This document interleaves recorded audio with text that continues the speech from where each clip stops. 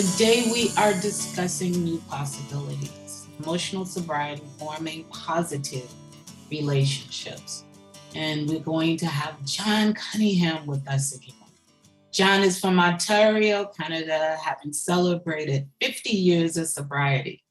John practices and teaches evidence-based methods to improve well-being, utilizing exercises and principles to see lasting change. A link to John's website will be put in the chat, and that is freedomhour.org. Please join me in welcoming back John Cunningham. Hi, John. Hi, how are you? Good afternoon, good evening, everybody, and thank you for the warm introduction, and thank you for inviting me to come back. It's always nice to return to some place that you're invited back to. You know, I can remember a day that wasn't always the case for me. And anyway, I'm so happy and delighted to be with you and to share with you some my experiences around emotional sobriety. And matter of fact, this has been such a game changer for me. I really investigated and researched the how-tos, the skill development of emotional sobriety. And I want to talk to you a little bit briefly about that. But before I start, I'd like to introduce myself because probably most of you don't know who I am. I'm 75 years old. I participate in a 12-step recovery program. I've been sober for over 50 years, and I've had other addictions as well, secondary and third addictions, where I cannot boast about the idea that I've been abstinent about for 50 years, but it seems to come with the addict's territory, that addicted mind. It looks for places to get attachments and to have this comfort and ease. I am a mental health coach, certified. I practice and practitioner in positive psychology, and I created a community called Freedom Hour, and the community is really about the development of emotional and cognitive regulation. And I won't tell you too much about that, but you'll come to learn a little bit about what I do for a living. I got something on my screen. I hope you can all see it, because I wanted to present to you in these workshops is the wheel, the spokes in the wheel of emotional sobriety. And like a bicycle wheel who has spokes, the reason why the spokes exist is because it gives integrity to the wheel. It makes the wheel stronger. The more spokes it has, the stronger the wheel becomes, and it is less likely to be damaged because of the number of spokes. So what you're looking at here is a wheel of emotional sobriety.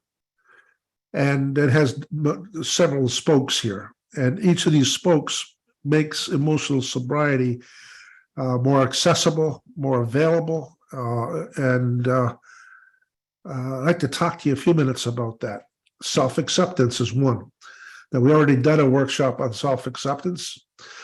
And if you can imagine, if we're not accepting ourselves for who we are and who we're not in this particular moment, not conditionally when something else was to occur to us, but right now, you can imagine that emotional sobriety would be out of our reach if we were continuing to engage in the self-judging and the self-criticism and the limiting beliefs that we have about ourselves. And that our life is really all about it should be this way and that way and so on. So what we're really doing is moving away from emotional sobriety if we're not practicing self-acceptance. And there's reasons why we are critical of ourselves. And I hope we expose some of those reasons why we become critical. we have an inner critic that's yelling at us and judging us and seems to notice every mistake, both present and in the past. That keeps yelling at us that we're not good enough, that there's something wrong with us. And then maybe we're not pretty enough or handsome enough or educated enough or anything else that we talk about that's critical. And underlying all of that is this need to perform rather than learning to be a being. Let me give you an example of what I'm saying to you. If your parents out there who had children, I guess you wouldn't be a parent if you didn't have children. But you look at a baby, you look at a baby and you look at this baby and you would say to the baby, well, you know what? I'm not going to love you until you roll over or sit up. Now, none of us would ever say that about a baby. We would love the baby because the baby is the baby, not because it performs certain functions. But as we've grown up, and the way in which we grew up, and our culture, and all this stuff that gathers in there, we think that our acceptance of self has something to do with some performance. And we lose sight of the fact, or have lost sight of the fact, of our sacred identity, the reason for being. And it isn't because we rolled over or set up that we're worthy. We're worthy because we're human beings. So my message in this piece of self-acceptance is to call everybody to the idea that who you are has nothing to do with performance, no measurement. There's no standard to reach. Doesn't matter what you have or what you do. What really matters is who you are. And to return to this idea that you are enough and practice this idea by simply saying, I am enough. I have enough. I love me. Not because you're a braggart or because you think you're better than anybody else. It's because you've been gifted by something. You've been gifted by what some of us would call God. Then, oddly enough, in many of the 12-step rooms, we've overinvested in our defects of character. We've allowed our defects in character to define who we are. We become the defects of character. But just to give you a quick metaphor on this, it's like a sailboat captain who has a leak in the boat, and the leak represents weaknesses. Would the captain ever think that he is the leak? Of course not. He has a leak. And what he does is get into action to plug that leak up. He never identifies himself as that leak. It wouldn't seem plausible. And it's the same thing true of us when we're thinking about our weaknesses. We are not our weaknesses. Every human being on earth, past and present, every one of us have weaknesses, have defects of character, have shortcomings, however you may want to express it. There is nothing unique to you as a person. We all have instincts, and somehow or another, they're maybe out of balance, but we all have instincts. So to get used to the idea that we are not our weaknesses, that we're someone in behind the weaknesses, and that because we have weaknesses and we're not our weaknesses, we must be something else. And that something else is that sacred identity. But in order to achieve well-being and emotional sobriety, one needs to recognize, identify their strengths, their talents, their gifts. Again, this isn't bragging. Many cultures live in the idea, well, I can't really talk about myself in terms of having strengths because that would be considered a prideful braggart and arrogant. No, we got to get beyond that, friends. We have so been distracted by gazing into our defects of character, we haven't legitimately realized the strengths that we have. And the quickest way for well-being and emotional sobriety is start to identify strengths, develop those strengths, and express them more often. The third leg is so very important as well. And I consider these first three legs a foundational basic curriculum to emotional sobriety: self-acceptance, maximizing strengths, and mindfulness. Why mindfulness? Well, mindfulness is the experience of being in the present moment. Many of us love the prose yesterday, today, and tomorrow, and we long for being able to be in the present moment. Many of us even read Eckhart Tolle's The Power of Now. There's something very attractive to us when we talk about the presence of now. And I'm going to tell you what I think the reason is because we recognize inside ourselves we're not present. And that somehow or another it appeals to our nature of being to be in the present moment. But it's a practice. It isn't a sense of some magical moment, all of a sudden I'm going to be mindful. It doesn't occur that way. That mindfulness is being situationally aware of our experiences as we're having them, both mentally and in the heart space in which we have. In the practice of, it's like in step 12, we talk about an awakening. We awaken to a life. And because we're awake and we're aware of the present moment, what we get to do is be able to choose the kind of quality of life that we're having. Versus if we're mindless, we're not even knowing that this experience is going on. We're somewhere else. It's like we've taken a vacation. And I think every one of us probably experienced driving home from work or driving to home from somewhere, being in a daze, and arriving at your home, you wonder how you got there. This is what happens to human beings. We leave the experience of now. And what's needed for us is to practice the present moment. So mindfulness awakens us to the possibilities of who we are, the opportunities that exist around us. Getting back to coping and resiliency mechanism is another piece of emotional sobriety, is that when we have weaknesses, that what we need to do is have tools to deal with them. Because we have weaknesses that we've accepted, doesn't mean we have to be pushed by them. We can deal with them with coping and resiliency tools. So we're no longer thinking about, I got to get rid of this. We're thinking about how we can use it. Because there's something that maybe you realize or maybe you don't realize, you can't control what appears to you in experience. In other words, if fear happens to come up, fear exists. You can't get rid of it.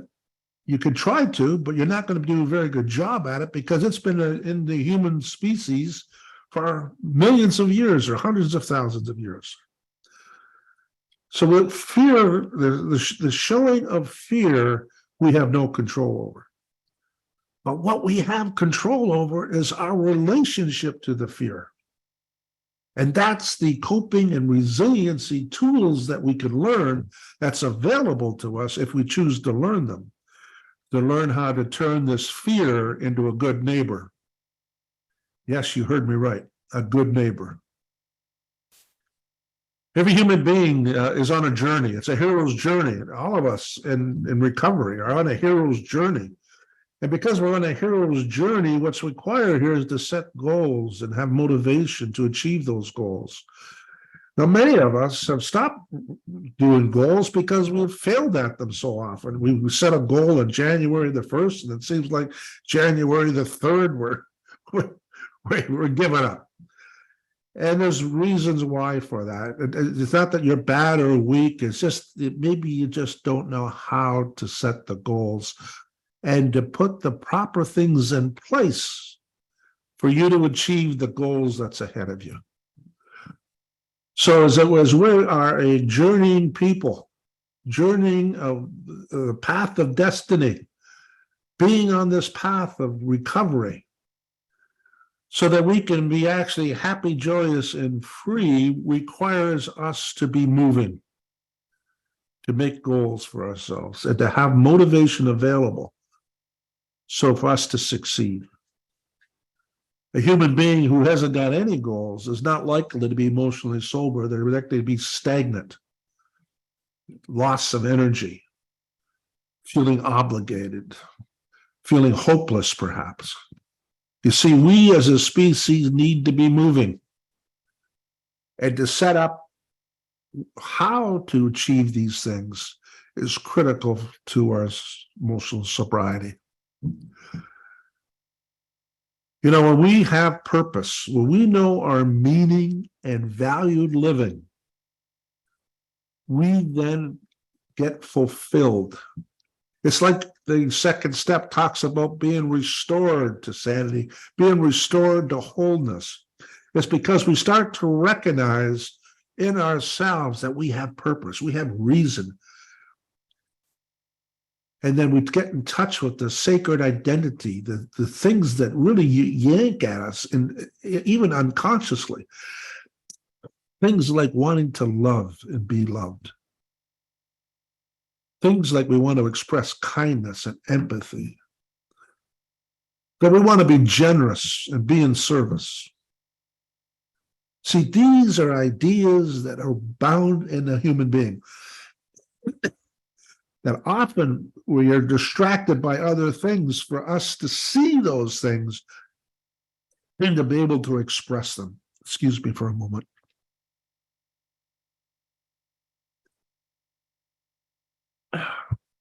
Thank you.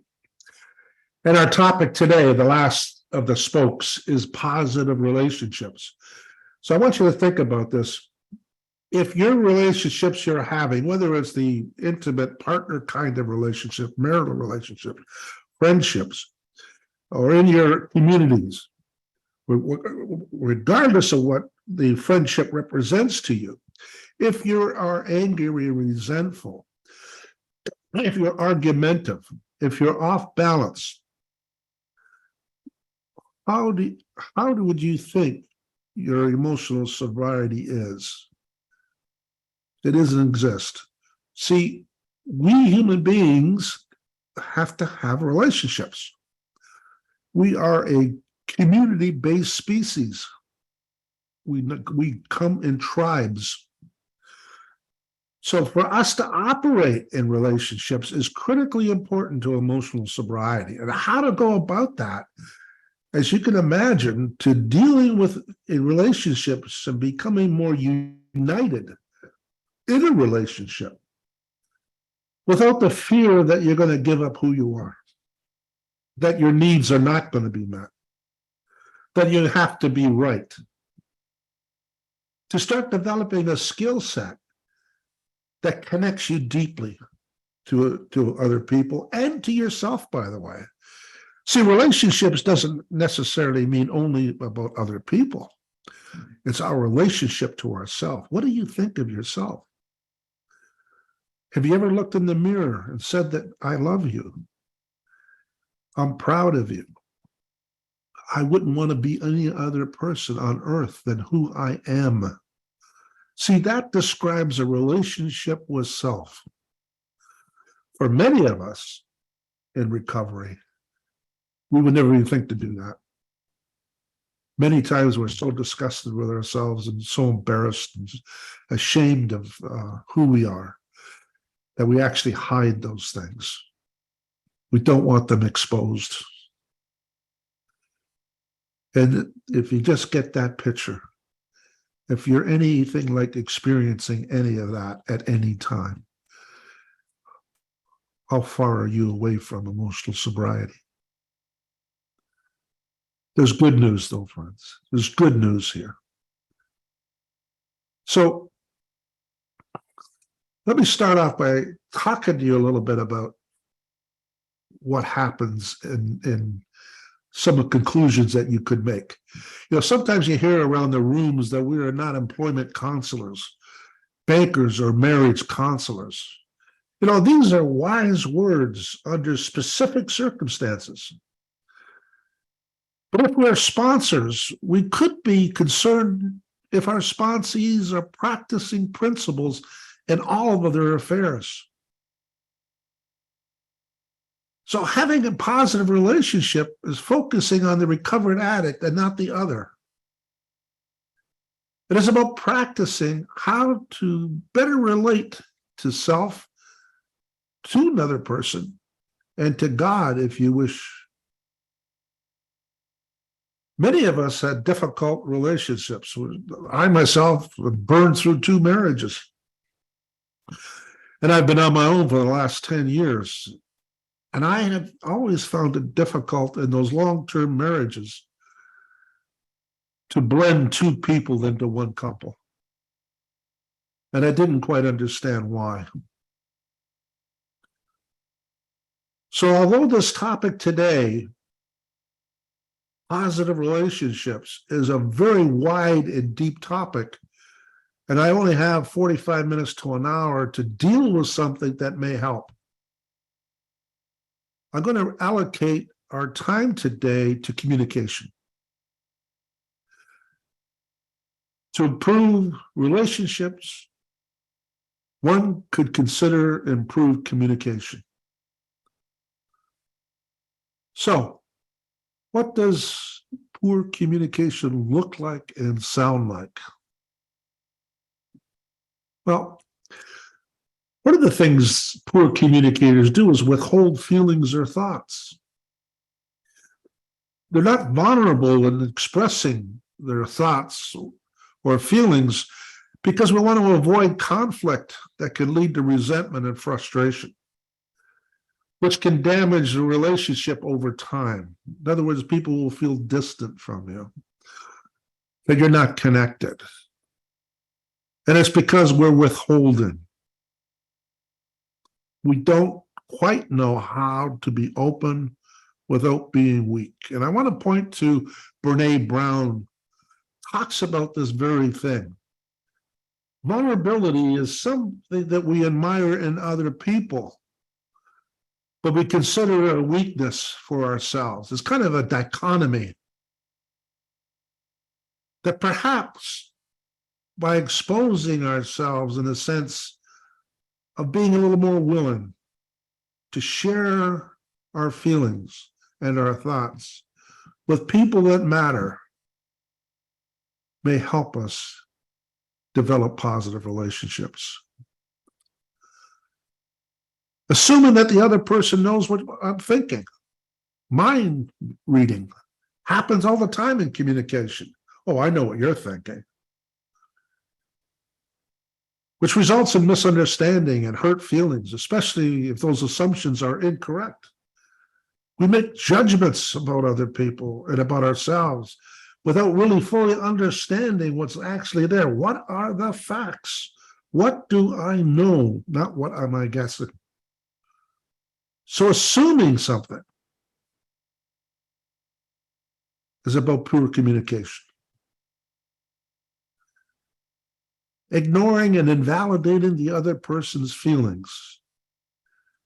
So they're belittling, not listening, not valuing.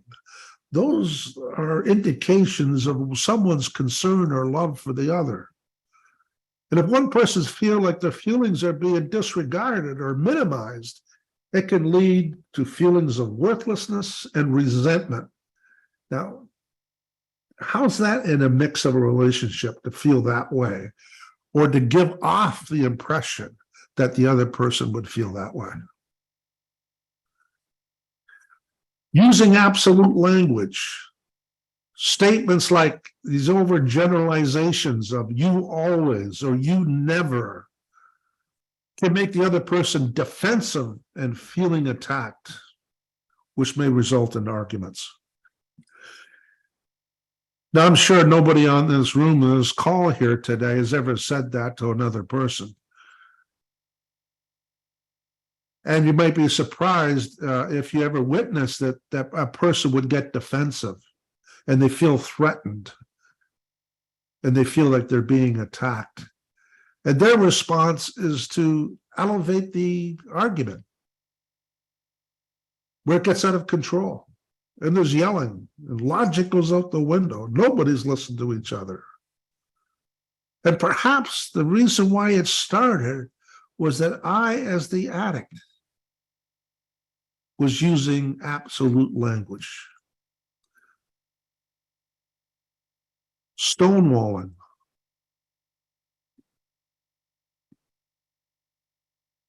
This is refusing to communicate or cooperate.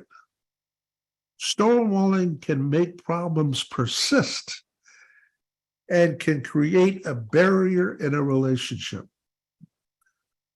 You see, if we sit down and have a conversation, and we, to use a phrase that's often used in recovery, have an open mind, at least not wanting to be right, or not having to be right, or not feel like you're losing your power in the relationships because you're willing to listen. Stonewalling. Blaming. Constantly blaming the other person for problems can make them feel attacked, defensive, which could lead to the damage of a relationship. Now, can you imagine that? We as addicts are very good blamers. It's as if we've always tried to put the responsibility of our lives off to somebody else. If my wife would only stop, and I have to tell you a story. I'm going to stop for a moment. When I came to AA, I was 23 years old, and I was I can imagine at that young age I was just a boy in many ways. Anyway, I got going to the meetings, and I ran into a speaker that I just loved. I just loved this guy. And I loved everything he said. I loved everything, how he said it. And I thought, I was enamored by that man. But he'd go on and tell a story about him and his wife. He would say, I am sick and tired of hearing my wife say, pick up my clothes. God, that grates on me. Over and over and over again. I just wish she would stop saying that. And he'd go on for this story for about 10 minutes. And it was done very well, very, very funny, very humorous. And then the punchline was this. Finally, I picked up my clothes, and I haven't heard my wife say that since. You see, he was blaming his wife for the scraping and the ridicule and the defense that she was having about an issue, about him. And he was not trying to fix it or make a resolution. He was defending himself. And what it deteriorated was the quality of his life and the quality of the relationship. Blaming. Bringing up past issues, continuously bringing up the past mistakes or arguments to prevent progress, and keeps the relationship in a negative cycle. Not listening effectively. When one person does not truly understand or listen to the other, it can lead to lots of misunderstandings. Can you hear these expressions? You said, no, I didn't say that. I said this. No, you didn't. I heard you say. Misunderstandings. Now, in the heat of the argument, there's not much you can do about misunderstanding. But before the heat of the argument, if one would sit down and clearly listen to the experience of the other human being, maybe this would never have escalated. Goes without saying, being dishonest. Dishonesty erodes trust, a vital component for any relationship. Once trust is lost, it isn't easy to regain and can significantly impact the relationship. Avoidance, avoiding difficult conversations, not addressing issues directly, leaving clues maybe. Passive aggressive behaviors can lead to unresolved problems that accumulate over time and damage the relationship. Now, these are only 10, by the way. There's a lot more. But if you can see yourself looking at some of these experiences and you say, I've done that, don't be alarmed. Don't judge yourself.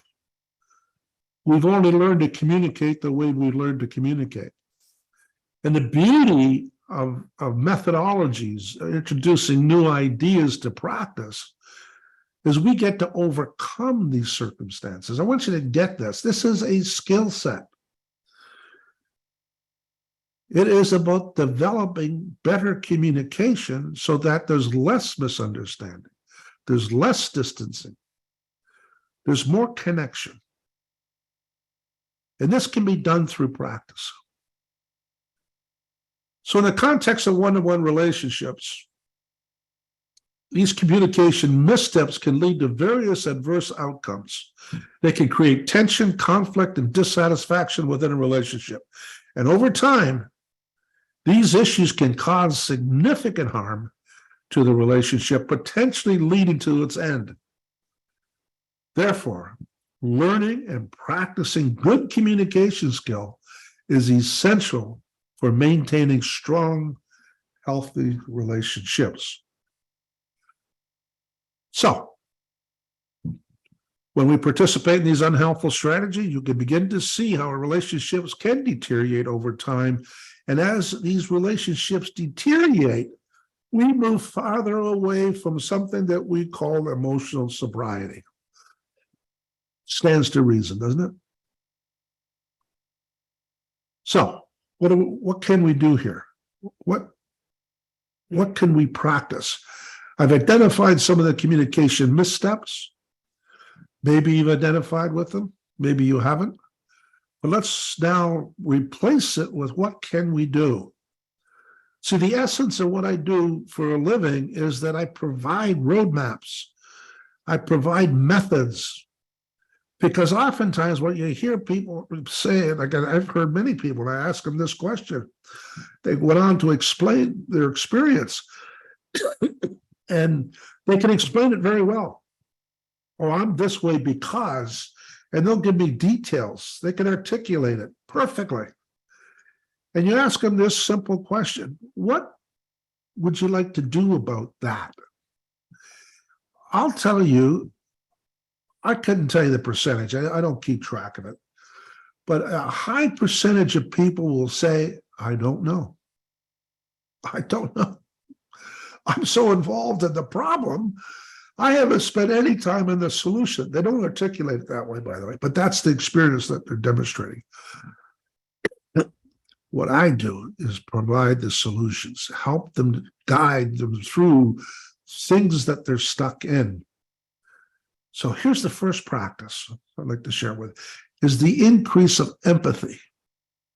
So what's empathy? Is the capacity to understand or feel what another person is experiencing from within their frame of reference. That is the ability to place oneself in another person's position.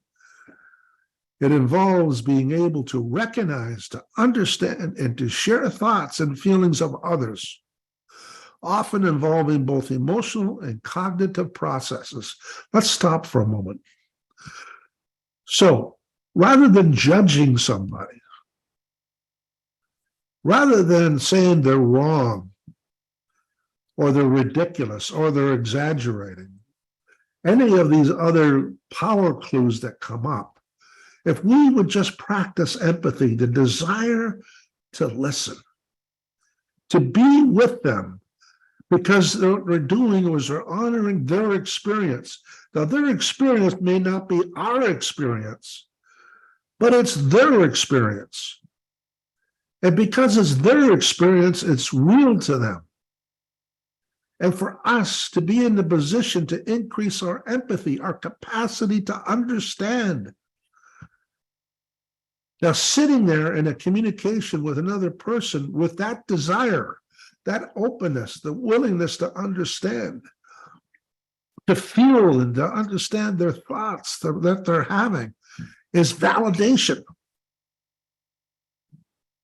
Doesn't make them right, but it says you're valued here. I want to know what you're experiencing. Now, I want you to take this a little bit step farther and start thinking, what would that do to your relationships if you were actively increasing empathy in the conversations that you're having, whether it's with a partner, a neighbor, someone in the community, or just a simple friend?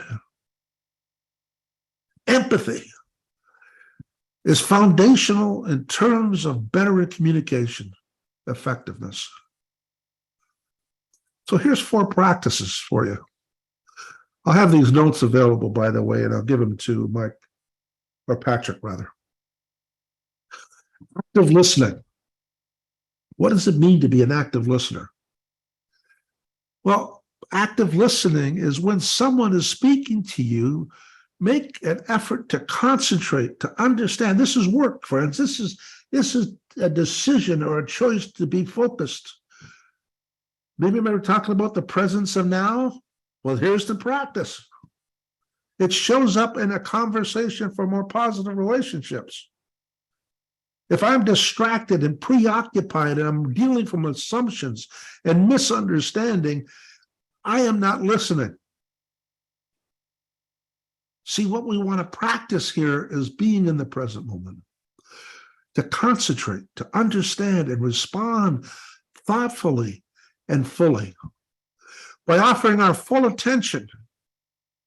And you can better understand their perspective.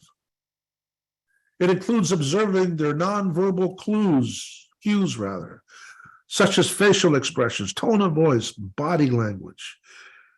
So you're taking in, remember that situational awareness we're talking about in mindfulness? You're taking in these experiences. We human beings are experiential beings. We have senses. And oftentimes that gets lost because we're in our heads so much. But we want to bring to this relationship the full body experience of being open to active listening. Yes, we want to be able to think, but we also want to have our heart space and our whole self available to the experience that we're having. Now, just think for a moment, friends. Just think, what will that do? Just this alone. What will that do to improve your relationship? Now, your relationships may be okay. You may say, well, I don't have a problem with my relationship. It doesn't have to be bad relationships. It could be in what I would call the mushy middle. The mushy middle is, it's okay. It's mediocre. It's fine. But why not make it extraordinary? Extraordinary. This is what we are called as recovered addicts, to make a life extraordinary, to be effective. Active listening is a practice. It's a skill set. If you practice this, you're going to develop your empathy. And if you develop your empathy, you're going to develop stronger relationships. Then we get into empathetic communication, the practice of expressing and understanding and empathy in the conversation. And this can be done simply by what is called mirroring. It is repeating back to the person what was said, so that they know that you understood, that you understood what they said. Mirroring. So we restate what the person said because we're so focused, we're so much there, we're actually listening to remember what they said. When we're preoccupied and when we're somewhere else, we don't even remember what they said. Most times we're thinking of a response. So we're kind of half listening and half thinking. But to be there, available, to be able to repeat back to them what they've said requires you to be in focus, be in the present moment, being open-minded. And they, once again, get validated. not because of the experience that they're having, but they get validated because they're a human being, not based on performance. We don't call into question their worthiness. At this moment, with empathetic communication, what we're doing is just loving them. We're caring for them. Cultivating emotional intelligence. Emotional intelligence, you can just put this emotional intelligence as a word that outside of the program, we can put in here emotional sobriety. It really means the same thing. It involves recognizing your own emotions and those of others, distinguishing between different feelings and labeling them appropriately, using emotional information to guide thinking and behavior, and managing and or adjusting emotions to adapt to the environments or achieve goals. So we're not getting mixed up. We're not fighting their fight based on our past battles. We're able to separate what belongs to us and what belongs to them. And we're able to do it objectively. So we're just observing the situation rather than being caught in the emotion of it.